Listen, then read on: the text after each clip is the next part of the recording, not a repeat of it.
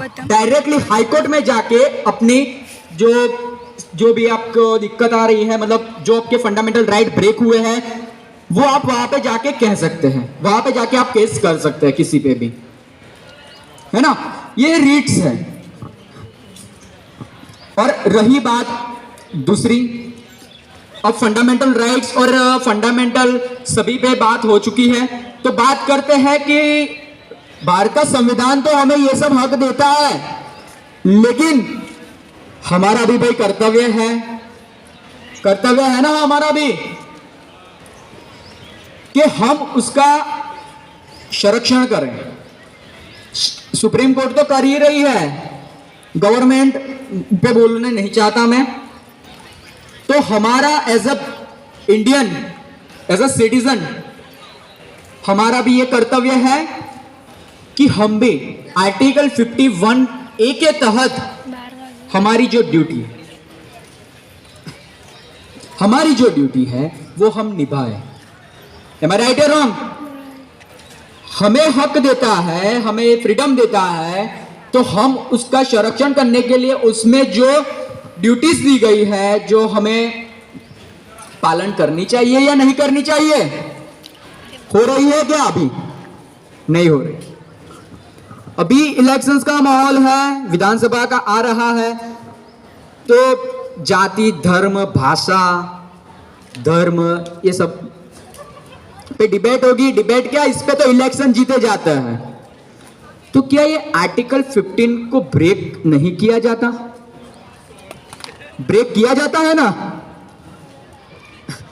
लेकिन आज ये सब एक महत्वपूर्ण मुद्दे बन गए हैं हमारे चुनावी माहौल में।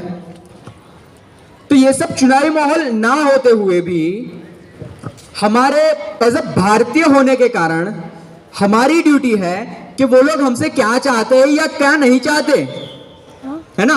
वो हमारे भारत के संविधान के तहत चलेंगे या नहीं चलेंगे, ये भी हमें पता होना चाहिए, नहीं होना चाहिए, है ना। जब वोट करने जाओ तब उसका चेहरा देख लेना।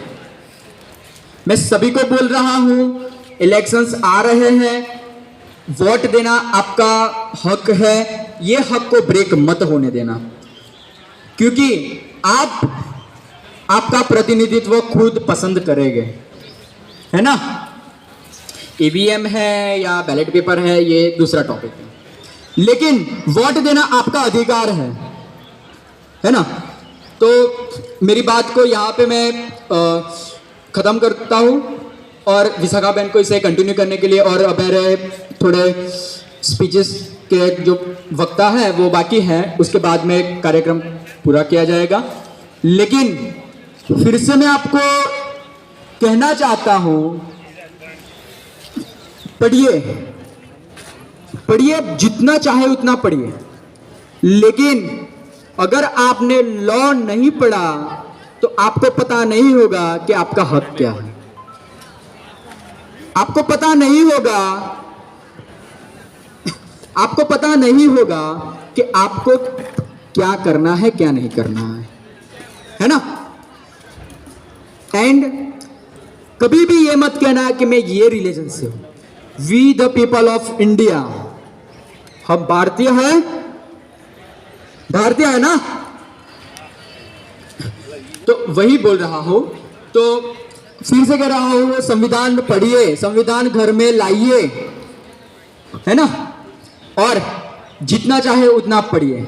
और मैं अपनी एक छोटी सी पंक्ति आप लोगों के समझ रखना चाहता हूं, जिसके बाद मैं अपनी जो बात है वो पूरा करूंगा, क्योंकि अभी आप सभी में किसी ना किसी प्रकार की ऊर्जा है ना।